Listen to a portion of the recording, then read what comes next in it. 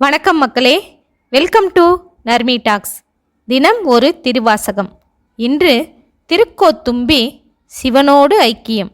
பாடல்: நான் ஆர், என் உள்ளம் ஆர், ஞானங்கள் ஆர், என்னை யார் அறிவார், வானோர் பிரான் என்னை ஆண்டிலனேல் மதிமயங்கி, ஊனார் உடை தலையில் உண்பலிதேர் அம்பலவன், தேனார் கமலமே சென்று ஊதாய் கோத்தும்பி.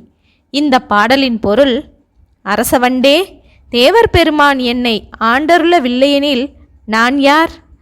என் மனம் யார்? ஞானங்கள் யார்? என்னை அறிபவர் யார்? இவை யாவும் இல்லை.